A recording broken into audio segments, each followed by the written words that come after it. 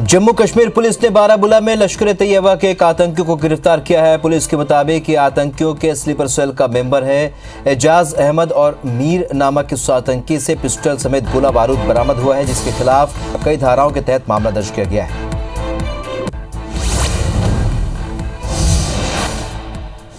पंजाब के अमृतसर में बीएसएफ ने पाकिस्तानी तस्करों की बड़ी कोशिश को नाकाम किया है। पाकिस्तान तस्करों की तरफ से भारतीय सीमा में भेजे गए ड्रोन को बीएसएफ ने मार गिराने में सफलता हासिल की है। इसके अलावा 74 करोड़ रुपए की हीरोइन को भी जब्त कर लिया है।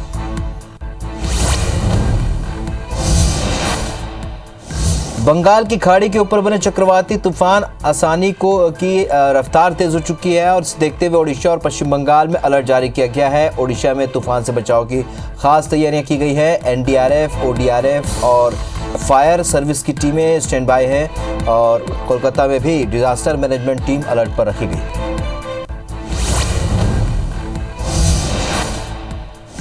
तेलंगाना में निजाम सागर के हसनपल्ली गेट पर एक लॉरी और ऑटो ट्रॉली में टक्कर हो गई। इस हादसे में 9 लोगों की मौत हो गई, जबकि 17 घायल हो गए। बताया जा रहा है कि ये सभी लोग येलारेड्डी में एक समारोह में शामिल होकर लौट रहे थे और पुलिस ने बताया कि मामला दर्ज कर लिया गया है और आरोपी चालक की पहचान भी हो गई है।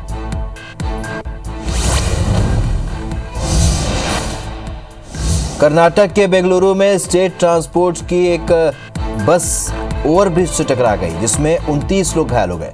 इनमें 4 की हालत गंभीर बताई जा रही है। वेस्ट बेंगलुरु के डीसीपी ने बताया कि बस मदिकेरी से आ रही थी, जो कि अनियंत्रित होकर किंगरी थाना क्षेत्र के एक ओवरब्रिज के पिलर से टकरा गई। बस में 45 यात्री सवार थे।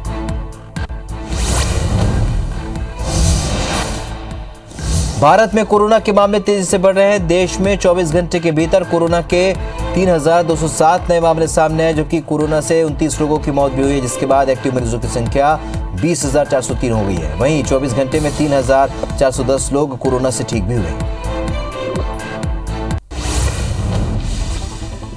दिल्ली के शाहीन बाग इलाके में एमसीडी द्वारा अतिक्रमण के खिलाफ कार्रवाई के विरोध में लोगों ने प्रदर्शन किया। यहां पर आज से अतिक्रमण विरोधी अभियान चलाया जाना था, जिसके लिए एमसीडी के बुलडोजर जैसे ही शाहीन बाग पहुंचे, हंगामा शुरू हो गया।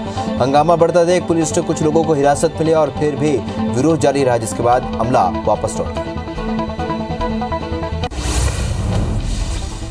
जम्मू कश्मीर में आतंकवादी और सुरक्षा बलों के बीच मुठभेड़ शुरू हो गई है। दक्षिण कश्मीर के शोपिया जिले में शिरमल में आतंकवादियों और सुरक्षा बलों के बीच मुठभेड़ हो रही है। फिलहाल ज्यादा जानकारी नहीं मिल पाई। जम्मू कश्मीर पुलिस ने बारामूला में लश्कर-ए-तैयबा के एक आतंकी को गिरफ्तार किया। पुलिस के मुताबिक कि आतंकियों के स्लीपर सेल का मेंबर है। एजाज अहमद मीर नामक इस आतंकी से पिस्टल समेत गोला बारूद बरामद हुआ है। उसके खिलाफ कई धाराओं के तहत मामला दर्ज किया गया। पंजाब के अमृतसर में बीएसएफ ने पाकिस्तानी तस्करों की बड़ी कोशिश को नाकाम कर दिया। पाकिस्तान तस्करों की तरफ से भारतीय सीमा में भेजे गए ड्रोन को बीएसएफ ने मार गिराने में सफलता हासिल की है। इसके अलावा 74 करोड़ रुपए की हीरोइन को भी जब्त किया। तेलंगाना में निजाम सागर के हसनपल्ली गेट पर एक लॉरी और ऑटो ट्रॉली में टक्कर हो गई और इस हादसे में 9 लोगों की मौत हो गई, जबकि 17 घायल हो गए। बताया जा रहा है कि ये सभी लोग येलारेड्डी में एक समारोह में शामिल होकर लौट रहे थे। पुलिस ने बताया कि मामला दर्ज कर लिया गया है और आरोपी चालक की पहचान भी हो गई। पीएम मोदी ने तेलंगाना में हुए हादसे को लेकर दुख जताया। उन्होंने कहा कि कामारेड्डी जिले में हुए हादसे की घटना बेहद दुखद है। शोक संतप्त परिवारों के प्रति संवेदना और घायलों के शीघ्र स्वास्थ्य लाभ की प्रार्थना। मृतकों के परिजनों को 2-2 लाख रुपए की आर्थिक सहायता दी जाएगी। घायलों को भी 50,000 रुपए की मदद दी जाएगी। कर्नाटक के बेंगलुरु में स्टेट ट्रांसपोर्ट की एक ओवरब्रिज में एक बस टकरा गई और जिसमें 29 लोग घायल हो गए। इसमें 4 की हालत गंभीर बताई जा रही है। वेस्ट बेंगलुरु के डीसीपी ने बताया कि बस मदिकेरी से आ रही थी, जो अनियंत्रित होकर किंगरी थाना क्षेत्र में एक ओवरब्रिज के पिलर से टकरा गई। बस में 45 यात्री सवार थे। भारत में कोरोना के मामले तेजी से बढ़ रहे हैं। देश में 24 घंटे के भीतर कोरोना के 3,207 नए मामले सामने आए हैं, जबकि कोरोना से 29 लोगों की मौत हुई है, जिसके बाद एक्टिव मरीजों की संख्या 20,403 हो गई। वहीं 24 घंटे में 3,410 लोग कोरोना से ठीक हुए। दिल्ली में भी कोरोना के मामले बढ़ रहे हैं। 24 घंटे के भीतर 1422 नए कोरोना मरीज मिले, वहीं 1438 स्वस्थ होकर डिस्चार्ज हुए हैं। हालांकि इस दौरान संक्रमण से किसी की भी मौत दर्ज नहीं की गई है। इसके बाद एक्टिव मरीजों की संख्या 5939 हो गई है, जिनका इलाज जारी है। दिल्ली कैपिटल्स का एक नेट बॉलर कोरोना पॉजिटिव हो गया है। रविवार शाम को स्टार बल्लेबाज पृथ्वी शॉ को तेज बुखार की वजह से हॉस्पिटल में एडमिट कराना पड़ा। हालांकि उनकी रिपोर्ट नेगेटिव आई। शॉ ने कहा कि वे जल्द फिर से एक्शन में आएंगे। मध्य प्रदेश में कोरोना के मामले फिर बढ़ रहे हैं। 24 घंटे के भीतर कोरोना के 28 नए मरीजों की पहचान हुई है, वहीं 35 मरीज डिस्चार्ज किए गए हैं, जिसके बाद एक्टिव मरीजों की संख्या 190 हो गई है। इधर राजधानी भोपाल में 2 IAS अधिकारी समेत 4 नए मरीजों की पुष्टि हुई है। PHQ में पदस्थ एक महिला DSP भी संक्रमित पाई गई। छत्तीसगढ़ में 24 घंटे के भीतर कोरोना के 8 नए पॉजिटिव केस मिले हैं, वहीं 25 जिलों में एक भी नया मामला नहीं मिला है। 16 जिलों में एक भी एक्टिव केस नहीं है। 24 घंटे में 6 लोग डिस्चार्ज हुए हैं, जिसके बाद प्रदेश में एक्टिव मरीजों की संख्या 40 हो गई। हिमाचल प्रदेश विधानसभा भवन में भड़काऊ और प्रतिबंधित समूह के खालिस्तान के ऐलान के बाद सीमा सुरक्षा बढ़ा दी गई है। पुलिस बैरिकेड्स लगाकर अंतर्राज्यीय सीमाओं को सील कर दिया गया है। राज्य की सीमाओं पर सुरक्षा को हाई अलर्ट पर रखा गया है और पुलिस ने रात को टाइट सिक्योरिटी रखने का आदेश दिया है। बंगाल की खाड़ी के ऊपर बने चक्रवाती तूफान आसानी के रफ्तार अब तेज हो गई है। इसे देखते हुए ओडिशा और पश्चिम बंगाल में अलर्ट जारी किया गया है। ओडिशा में तूफान से बचाव की खास तैयारियां की गई हैं। NDRF, ODRF और फायर सर्विस की टीमें स्टैंड बाय पर हैं। कोलकाता में भी disaster management team alert mode पर है।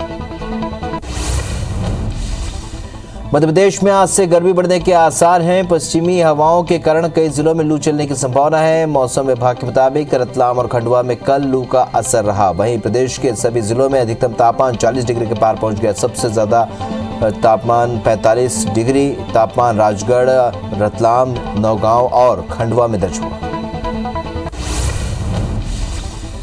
आसानी तूफान के असर से छत्तीसगढ़ के तापमान में गिरावट दर्ज की जा सकती है। मौसम विभाग के मुताबिक इस तूफान का आंशिक असर छत्तीसगढ़ पर भी पड़ेगा। इसकी वजह से अधिकतम तापमान में गिरावट आएगी। तेज हवाएं चलने की भी आशंका है। वहीं 1-2 जगहों पर बारिश भी हो सकती है। सरायपाली के बसना अंचल क्षेत्र में गर्मी ने अब तक का पूरा रिकॉर्ड तोड़ दिया है। यहाँ तापमान 40 डिग्री तक जा पहुंचा है, जिसके कारण लोग लू की चपेट में आ रहे हैं। वहीं प्रशासन ने आवश्यकता पड़ने पर ही लोगों को घर से बाहर निकलने को कहा है। दोपहर के पहले शहर की सड़कें सूनी नजर आ रही। महाराष्ट्र के मुख्यमंत्री उद्धव ठाकरे ने कहा है कि शिवसेना को खत्म करने की कई कोशिशें की गई, लेकिन वे सभी नाकाम रही। शिवसेना प्रमुख ठाकरे ने कहा कि शिवसेना को खत्म करने के लिए कई प्रयास किए गए, लेकिन कोशिश करने वालों का अंत हो गया।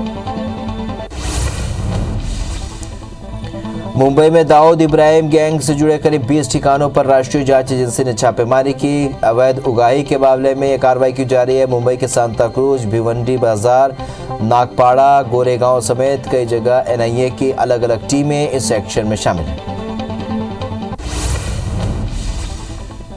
हरियाणा के राखीगढ़ी में पुरातत्व विभाग को 5000 साल पुरानी सभ्यता के सबूत मिले हैं। यह बाकायदा व्यवस्थित तरीके से बसाया एक शहर था। खुदाई में सोने के गहने, बर्तन और 2 महिलाओं के कंकाल भी मिले हैं। हफ्ते के पहले कारोबारी दिन यानी कि आज शेयर बाजार गिरावट के साथ खुला। बॉम्बे स्टॉक एक्सचेंज यानी कि यह आज 647 पॉइंट्स की गिरावट के साथ खुला, जबकि नेशनल स्टॉक एक्सचेंज 16,227 पर खुला। अभी BSE 881 पॉइंट्स की गिरावट के साथ कारोबार कर रहा है। डॉलर के मुकाबले रुपया रिकॉर्ड निचले स्तर पर फिसल गया है। पहली बार $1 का भाव 77 रुपए के पार चला गया है। ग्लोबल इक्विटी मार्केट में गिरावट और महंगाई का असर रुपए पर दिख रहा है। डॉलर के मुकाबले रुपया आज 21 पैसे कमजोर होकर 76.92 के मुकाबले 77.13 के स्तर पर खुला। दुनिया के सबसे अमीर शख्स एलन मस्क ट्विटर खरीदने के बाद लगातार सुर्खियों में है। उनका एक नया ट्वीट अब चर्चा में है, जिसमें उन्होंने संदिग्ध हालातों में मौत की बात की है। एलन ने लिखा है कि अगर मैं रहस्यमय परिस्थितियों में मर जाता हूं तो उनके इस ट्वीट पर लगातार लोगों की प्रतिक्रिया आ रही। सूरजपुर में सीएम भूपेश बघेल ने जिला स्तरीय अधिकारियों की बैठक ली। इस दौरान उन्होंने कहा कि राजस्व अमले को निचले स्तर पर काम करने की जरूरत है। सीएम ने निर्देश देते हुए कहा कि राजस्व के रिकॉर्ड की दुरुस्ती और नामांतरण समय पर पूर्ण हो, बंटवारा सीमांकन उचित ढंग से समय सीमा पर पूर्ण हो। सूरजपुर में सीएम भूपेश बघेल ने प्रेस कॉन्फ्रेंस किया। इस दौरान उन्होंने कहा कि गौमूत्र के संग्रहण, उसके भंडारण, प्रोसेसिंग, खरीदी रेट के लिए कमेटी बनाई गई है। उत्पादों और मार्केट के लिए आकलन करने कमेटी बनाई गई है। सीएम ने बताया कि गौमूत्र खरीदने की योजना पर प्रोजेक्ट रिपोर्ट बन रही है। सीएम भूपेश बघेल ने पीसी के दौरान बताया कि उन्होंने सूरजपुर के 3 विधानसभा के लगभग 20 जगहों पर लोगों से मुलाकात की। 56 करोड़ रुपए से भी ज्यादा के विभिन्न निर्माण कार्यों का शिलान्यास और लोकार्पण किया। जिले के प्रतापपुर, भटगांव और प्रेमनगर में निर्माण कार्यों का लोकार्पण किया। सीएम भूपेश बघेल ने निर्देश देते हुए कहा कि वन अधिकार पट्टा के वितरण में सावधानी बरतें। वास्तविक हितग्राही को इसका लाभ मिलना चाहिए। पेयजल संकट पर नरवा योजना का लाभ दिख रहा है। नरवा प्रोजेक्ट में तेजी से कार्य करने की जरूरत है। पंचायतों में काम सुधारने की जरूरत है। सीएम भूपेश बघेल ने प्रेस कॉन्फ्रेंस के दौरान कहा कि सुमेर में टीचर नहीं जाते, बिहारपुर में एफजीदार पढ़ा रहे हैं, तो शिक्षा विभाग में बहुत कार्य करने की जरूरत है। अधिकांश अधिकारी अच्छा काम कर रहे हैं, जहां गड़बड़ी हो रही है वहां सुधारने की जरूरत है। उन्होंने कहा कि जो होना चाहिए वही हो, जो नहीं होना चाहिए वो बिल्कुल ना। सीएम भूपेश बघेल ने प्रेस कॉन्फ्रेंस के दौरान भाजपा प्रदेश प्रभारी डी पुरंदेश्वरी पर निशाना साधा। उन्होंने पुरंदेश्वरी के मुख्यमंत्री के पास दिव्य दृष्टि वाले बयान पर कहा कि भाजपा के गरीब विधायक बृजमोहन अग्रवाल, राजेश मूणत जैसे विधायक सबको दे। सरगुजा संभाग के सभी 14 सीटों पर 2023 चुनाव में कांग्रेस जीत हासिल करेगी। सूरजपुर में सीएम भूपेश ने सभी कलेक्टर्स को निर्देश दिए। उन्होंने कहा कि छत्तीसगढ़ के सभी नगरीय निकायों में कृष्ण कुंज बनेंगे। नगरीय क्षेत्रों में सांस्कृतिक महत्व वाले वृक्ष लगाए जाएंगे। वन विभाग को न्यूनतम 1 एकड़ भूमि का आवंटन करने के निर्देश दिए गए हैं। वृक्षारोपण स्थल का नाम कृष्ण कुंज होगा। सूरजपुर में सीएम भूपेश बघेल के निर्देश पर बड़ी कार्रवाई हुई। सूरजपुर सीईओ जिला पंचायत राहुल देव को पद से हटा दिया गया है। लीना कोसम सूरजपुर की नई सीईओ होंगी। मुख्यमंत्री के टेक ऑफ होते ही आदेश जारी किए गए। भोपाल में 13 मई को पीएम मोदी की उपस्थिति में स्टार्टअप सम्मेलन का कार्यक्रम होगा, जिसमें एमएसएमई मंत्री ओम प्रकाश सकलेचा की भी मौजूद रहेंगे और स्टार्टअप नीति लॉन्चिंग कार्यक्रम को लेकर इंदौर में कर्टन रेजर इवेंट का आयोजन हुआ। बता दें कि मध्य प्रदेश में स्वरोजगार को बढ़ाने के लिए स्टार्टअप नीति का आयोजन किया जा रहा है। मुख्यमंत्री शिवराज सिंह चौहान ने घोषणा की है कि अब हर साल 2 मई से 12 मई तक लाडली लक्ष्मी उत्सव मनाया जाएगा। सीएम ने लाडली लक्ष्मी योजना 2.0 का शुभारंभ किया। उन्होंने कहा कि अब जो लड़की 12वीं पास कर कॉलेज में जाएगी तो 25,000 रुपए अलग से छात्रा को दी जाए। मध्य प्रदेश बीजेपी के प्रदेश अध्यक्ष वी डी शर्मा विदिशा के दौरे पर रहे, जहां पर उन्होंने कहा कि लाडली लक्ष्मी योजना के तहत हमारी सरकार ने प्रदेश की 4,20,000 बेटियों को सम्मानित किया है। मुख्यमंत्री की पहल पर अब बेटी आगे बढ़े ये काम किया जा रहा है। अब बेटियां हमारे लिए अभिशाप नहीं, वरदान। मध्य प्रदेश सरकार पेंशन से जुड़े नियमों में बदलाव करने जा रही है। सरकार मध्य प्रदेश सिविल सेवा पेंशन नियम में संशोधन करेगी। इसके मुताबिक पेंशन प्रकरण में देरी होने पर संबंधित अधिकारी से अर्थदंड वसूला जाएगा। सरकार ने इसके लिए समिति बनाई है, जिसमें कर्मचारी संगठनों के अध्यक्षों को शामिल किया।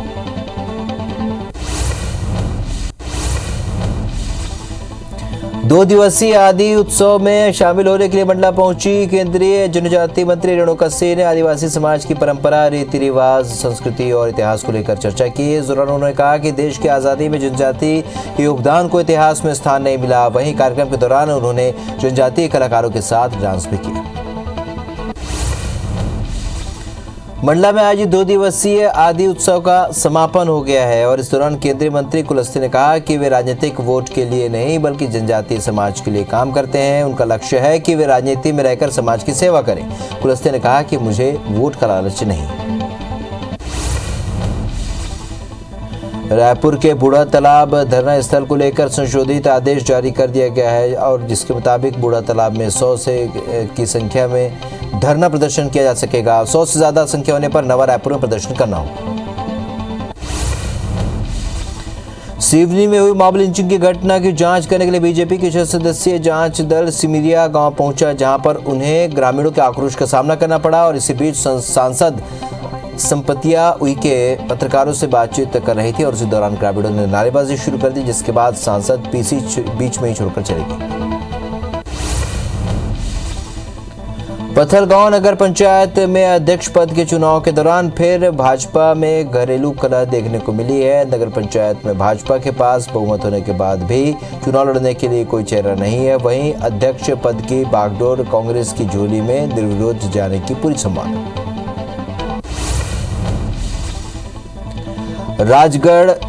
सारंगढ़ राजमहल यानी कि गिरी विलास पैलेस में किसी व्यक्ति ने पारंपरिक झंडे को बदल दिया है। राजकुमारी कुलिशा देवी ने बताया कि पैलेस में किसी व्यक्ति ने पारंपरिक झंडे को बदलकर भगवा झंडा लगा दिया, जिसकी सूचना सारंगढ़ थाने में दी गई। वहीं थाना प्रभारी ने जांच की बात कही।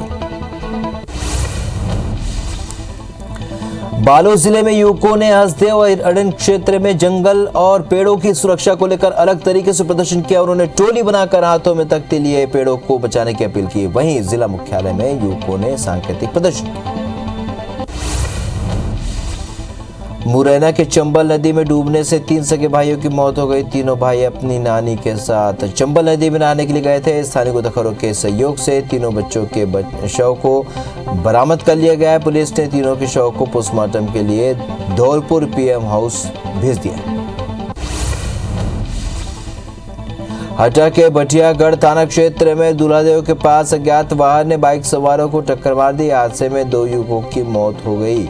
तो मृतकों की पहचान पटेरा के रहने वाले आशिक खान और नन्ना उर्फ कादर खान के रूप में हुई है। पुलिस ने शव को कब्जे में लेकर आगे की कार्रवाई शुरू कर दी।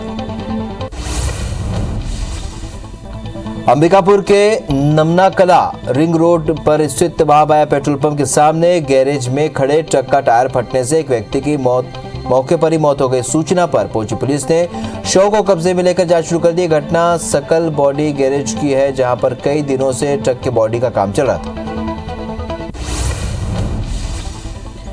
बैतूल के चिचोली थाना क्षेत्र से तो होटल में चाय पी रहे पुलिसकर्मी को तेज रफ्तार बस ने कुचल दिया और होटल को भी तहस नहस कर दिया। यह हादसा किसी अन्य वाहन को बचाने के चक्कर में हुआ। घटना पुलिसकर्मी को सामुदायिक स्वास्थ्य केंद्र में भर्ती कराया गया, जहां से उन्हें जिला अस्पताल रेफर कर दिया।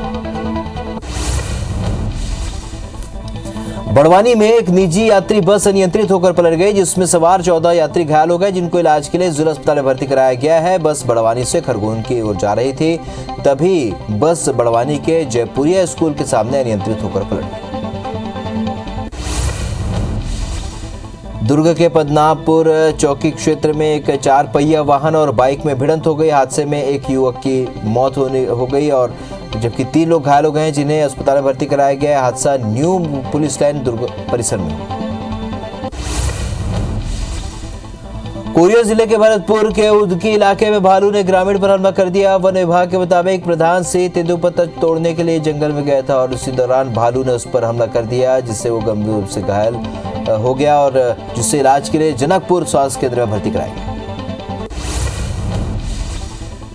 पन्ना जिले के धर्मपुर वन परिक्षेत्र में सड़क किनारे एक तेंदुए का शव मिला है और ग्रामीणों ने इसकी सूचना वन विभाग को दी है, जिन्होंने मौके पर पहुंचकर तेंदुए के शव को कब्जे में ले लिया। वन विभाग के मुताबिक वाहन की टक्कर से तेंदुए की मौत हुई। वाहन चालक का कोई सुराग नहीं मिला। रायपुर के आजाद चौक थाना इलाके में पत्नी पर चाकू से हमला कर दिया, जिससे पत्नी गंभीर रूप से घायल हो गई, जिसे अस्पताल में भर्ती कराया गया, जहां उसका इलाज चल रहा है।